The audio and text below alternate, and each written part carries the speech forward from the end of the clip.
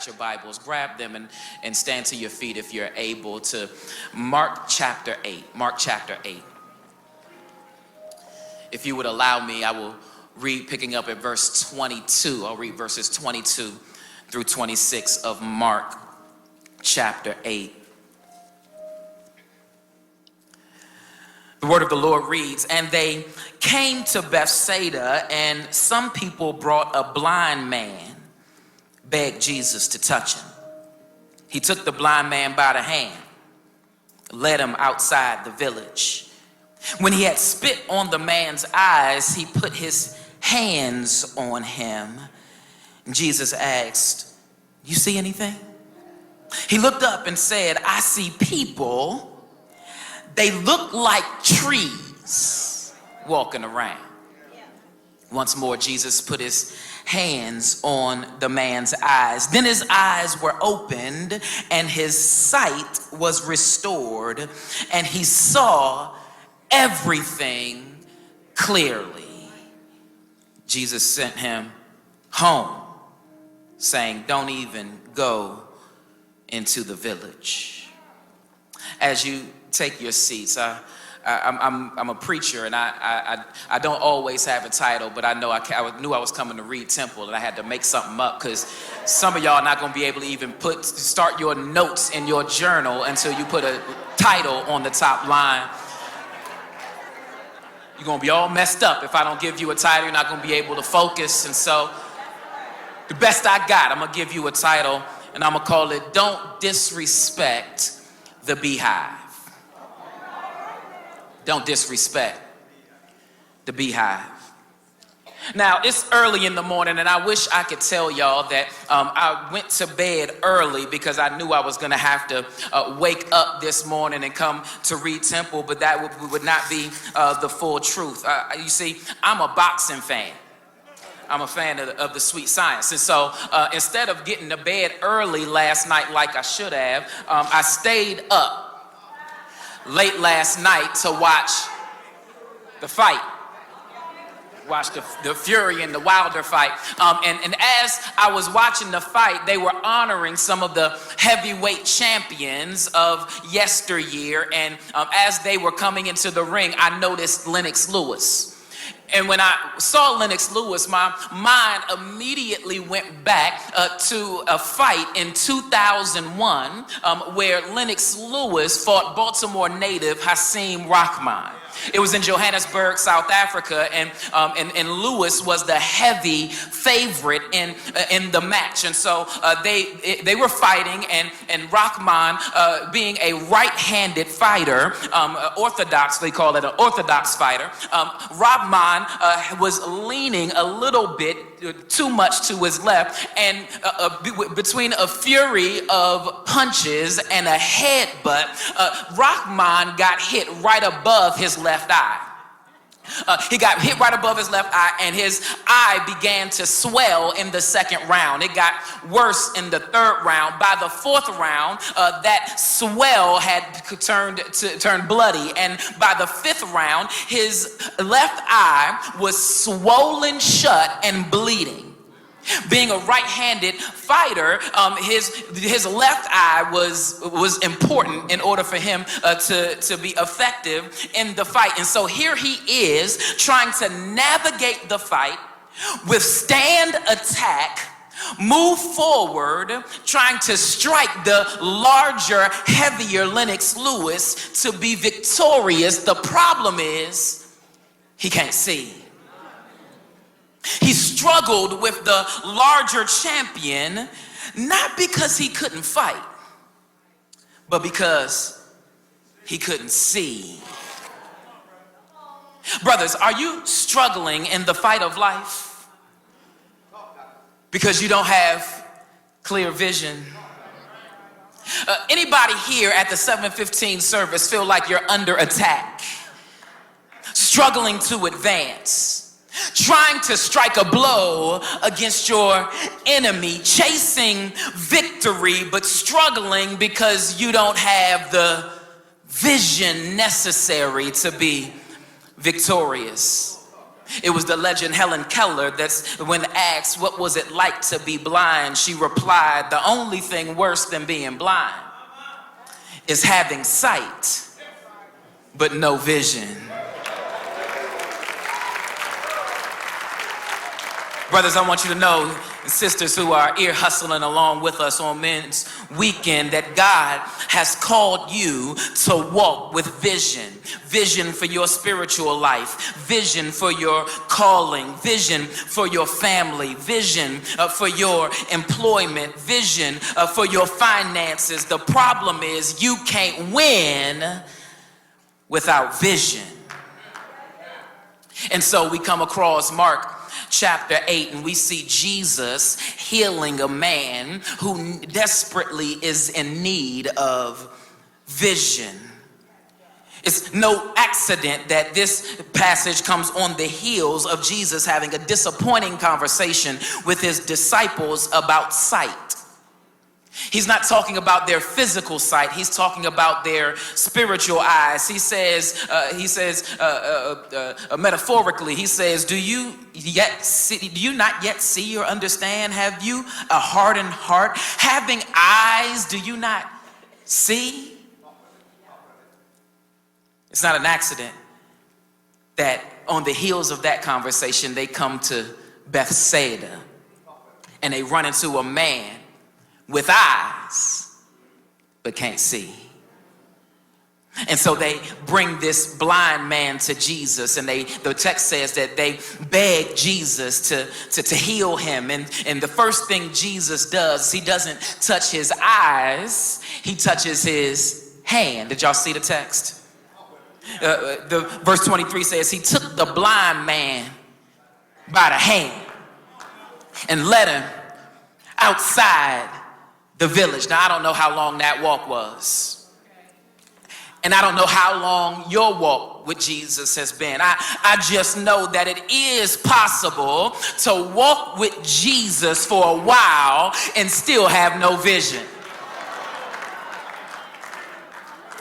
It is possible to have been saved for 5 years or 5 months or 5 minutes or even 5 decades. It is possible to walk with Jesus and yet still have no vision. It is possible to have the safety of his protection, but not the certainty of his direction. And so my encouragement to everybody here today, the brothers here on Men's Weekend, the sisters who came to church, because that's what you do on Sundays, my encouragement to you is to give Jesus permission to restore your vision. Give Jesus permission to restore your vision. There are some ways that we can go about doing this. They're outlined right here in the text. Don't run too far from Mark chapter 8, because I believe that there's a word for us and how we can give Jesus permission to restore our vision. The first principle that I want to pull from this text as we give Jesus permission to restore our vision, number one, is you got to be humble. Be humble. Sit down. Be humble. Y'all didn't get that at 7:15. The later service will definitely get that. That's nudge somebody, said that's a rap lyric. Be patient with the preacher. Be humble. Check verse 23. It says he took the blind man by the hand, led him outside the village, and when he had spit in the man's eyes, put his hands on him, asked, do you see anything? Jesus, watch this. We have to be humble enough when God is restoring our vision. We got to be humble enough to let Jesus do it his way. Oh yeah. See, some of us get stuck where we are because we come to Jesus on our own terms. We come to Jesus wanting him to bless us, but we want him to bless us in a way that's comfortable for us. If he asks us to do something different than we're used to, we might balk. If he asks us to do something that's uncomfortable, we might say, Jesus, I'm not sure if it's worth all that. But if you really want the vision that you might walk in his direction, you have to be humble enough to let Jesus do it his way. You see, Jesus might send you somewhere you're not used to. This blind man was in Bethsaida, and he was used to being in Bethsaida. You see, the village was his comfort zone. You see, when you're blind, you got to be careful about where you go.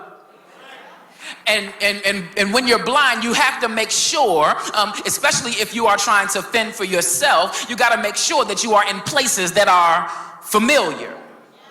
Places that you've been before, so that you can count the steps, so that you can listen for the familiar sounds, so that you can get into a rhythm and a flow. And I believe the same is true, not just of blind men, but men in general. Brothers, we just like regimen, don't we?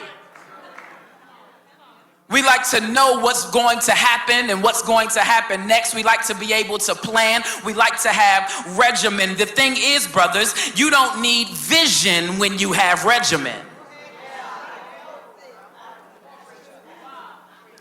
I don't need to stretch when I have regimen. I can sleepwalk my way through life when I wake up every morning at the same time, wake up every Sunday morning at the same time, go to the same office, drive the same car, go to the same restaurants. When I have regimen, I don't need vision. And sometimes God has to grab us by the hand and get us out of our regimen in order to get vision to us. We've gotten so used to where we are right now. As soon as the pastor gives us a directive to do something that's outside of what we normally do, we say, I don't know if I can wake up that early, pastor. Oh, that's normally the day I'm playing golf, pastor. Oh, normally that's what I'm and so when God tries to stretch us outside of our regimen, we default to the regimen. But y'all, I don't need vision when I got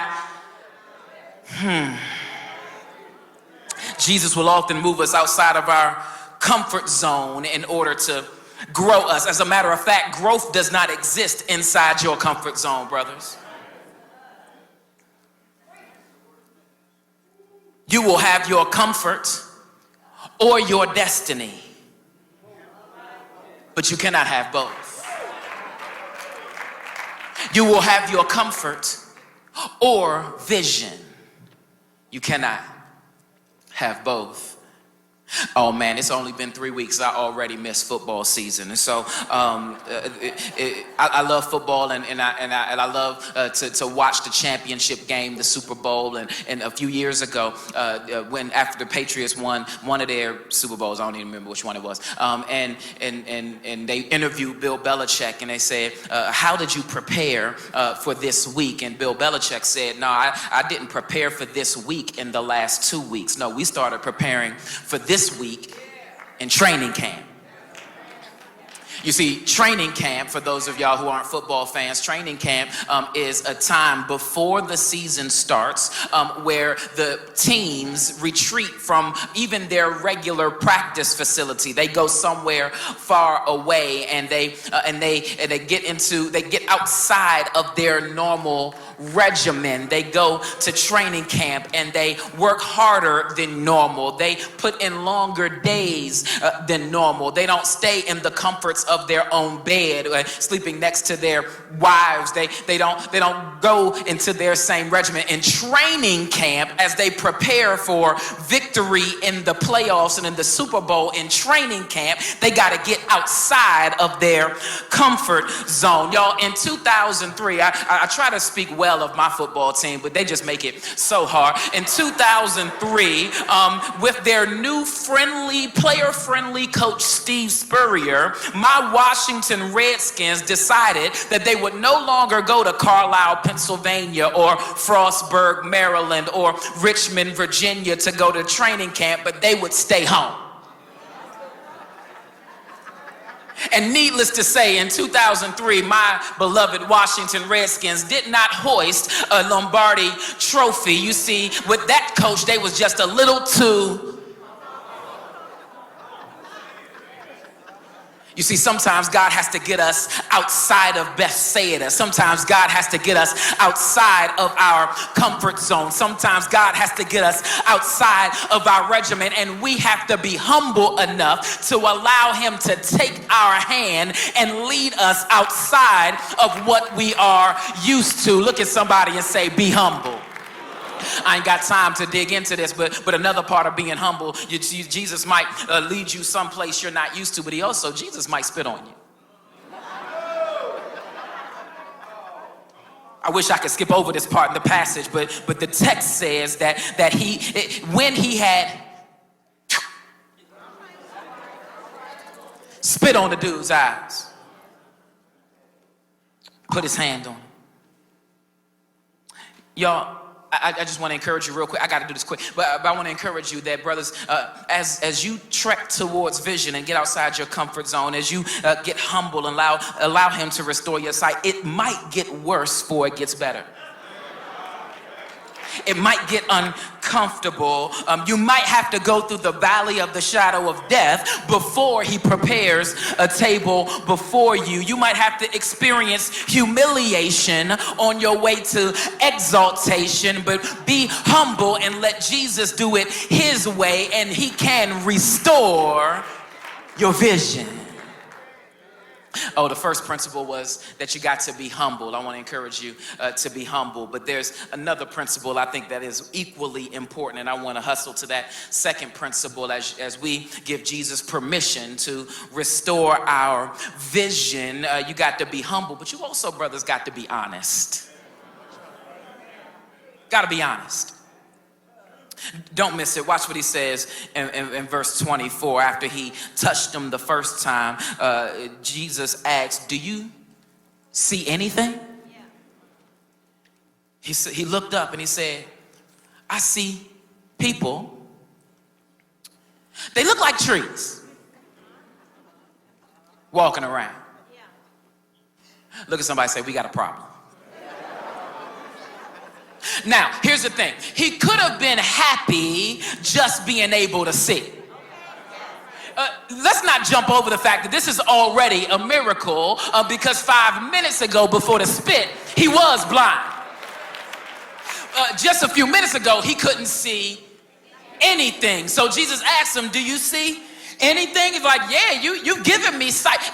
What he really could have done is he could have been happy with the sight. The slight improvement might have been, and he could have done what we do, brothers. Can we be honest at 7:15 in the morning? Oh, he could have done what we do. He could have faked like everything was cool. This is what y'all gonna do. Y'all gonna leave me out here by myself like that? Here's what we brothers do when things are okay. It's not perfect. It's not where I want to be, but it's okay, and we'll fake like everything. He could have said, thank you, Jesus, you restored my sight. But the problem was he could see, but he couldn't see that good. He saw men, but the men look like trees. And trees don't walk. And I want to encourage somebody who's looking at where they were and looking at where they are now, and you just happy that you're not completely blind. There are times in your past, and I know you look good, and you come to the early service, and so you don't look like it. But if we're honest with each other, there's some times in our past that we aren't that proud of, and we don't look like what we used to be, and we don't do all the stuff we used to do. And the fact that I'm even at church on a Sunday is an absolute miracle. I'm just happy that I can see anything. I can't see clearly. I'm just happy that I can see anything. We say stuff like, I ain't where I want to be, but praise God. I'm not what I used to be, but I want to challenge somebody a little bit further in your walk with Jesus, that it's not just enough to see if you can't see what you see. If you can't recognize, it's not enough, it's not just enough to be able to see. God wants you to have clear vision, and in order to have clear vision, you got to be honest. Oh, okay, let me give it to you like this. Last season, basketball season. Where my basketball fans at? I figured it'd be okay to bring all these sports analogies because it's Men's Day. Ladies, roll with me for a second.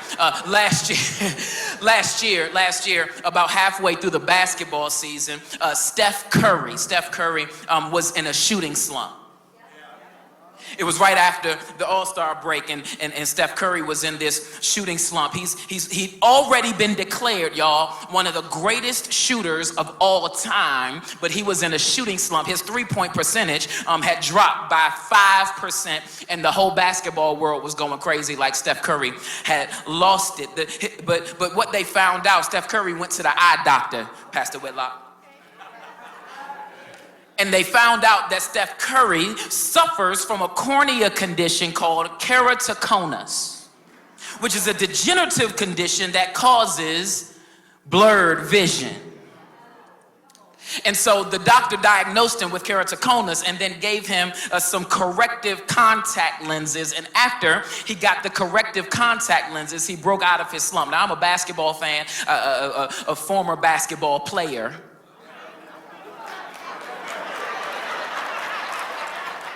You know how it is. The older you get, the better you was. And I'm watching this story mad. Here's why I'm mad, Reverend Deck. I'm mad because all this time, Steph Curry has been shooting with blurred vision. Let me get this straight, Steph Curry. You're already the greatest shooter of all time, and all this time you've been shooting with blurred vision. I'm not trying to tell y'all about Steph Curry. I'm just trying to encourage somebody here that you might be doing all right, and people might be able to look at you and say, man, you killing it. You're doing well in your family, and you're doing well in your finances, and you go to Reed Temple, and you one of the mighty men. But I'm just trying to tell you that as good as you're doing, there is something better ahead. And what God is trying to do is let you know that there is still some corrective vision that can happen. Just because you can see doesn't mean you can see clearly. And if you would give Jesus permission to correct your vision, there is something even better ahead of you. But in order to get that, you got to be honest. You got to be honest. God, I'm doing okay over here, but I really could be a better disciple. I'm getting better as a disciple, but I really could be better in my finances. I'm doing okay with bringing home the bacon, but I really could be a better husband to my wife. In order for us to allow Jesus to correct our vision, we got to be honest. Man, I'm having way too much fun. I got to hurry up and get to this third principle. If we're going to give Jesus permission to correct our vision, y'all, we got to be humble. We got to be honest. Third thing, brothers, I want to encourage you. Go home.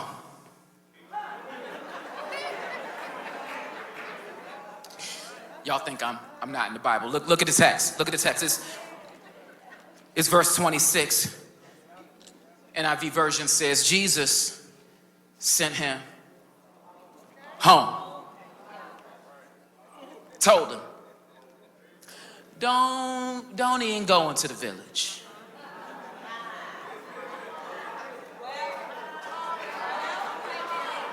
Go home. It's interesting to me. It's interesting to me that Jesus wouldn't permit him to go back to where he previously was comfortable. Jesus didn't let him go back to his regimen. He told him, go home. Why? I don't know. The text doesn't tell you, but I got some ideas. I'm wondering maybe Jesus sent him home because he had some people that he needed to show that he could see now, and they were at his house. Here's another possibility. One I really leaning towards that his house had some things that he hadn't seen in years. I don't know if he was born blind or if he was struck blind. I'm assuming he was struck blind because he knew what trees looked like. But and there might have been some things at his house that he had not seen in years. And his house, watch this, was set up to account for his blindness. And he needed to go back to his house in order to put some things in order that he did not have the vision to see previously. Y'all, I want to encourage you, brothers. I want to tell you, as long you might be shaking the world with all of your strengths and all of your gifts and all of your talents, but your ministry begins at your house. And if you have come to Reed Temple and you have grown in your walk with Jesus, and if you have now seen, and if you can now see clearly, I need you to go home because your house needs the benefit of your clear vision. Brothers, get your house in order. It don't make sense for you to be able to see, and that doesn't benefit your wife. It don't make sense for you to be able to see, and that don't benefit your children. It don't make sense for you to be able to see, and that don't benefit your household. Don't go to the village. Go home. Oh, I got to shut it down. Okay, I got small kids, Pastor Whitlock, and so one day we was watching the Bee movie. We was watching the Bee movie, and the Bee movie is very educational, and so I had to do some research on bees because it was so interesting to me. I learned that honeybees, what they do is they collect pollen and nectar as food for the entire colony. And as they go back on their way, they pollinate the plants. They collect the pollen, they pollinate the plants, but they're pollinating the plants on their way back to the hive. On their way back to the hive, they're pollinating plants, but the purpose of their travel is to go and to get the pollen. The pollen benefits the world, but it also benefits the hive. But then they are also collecting nectar, and they're bringing nectar back to the hive. I also learned that the bees have a mental map. They make a mental map of the hedgerows and the orchards and the fields, and they make natural landmarks, because I was wondering, how do the bees know how to get back home? And I learned that they basically have a mental GPS in front of their eyes that get them back to the hive, because if the hive gets weak, the bees die. If the queen isn't well and the hive isn't vibrant, the bees are exposed. And that's why somebody was wondering, what in the world does his title have to do with his sermon? And all I'm trying to tell you, brothers, is don't disrespect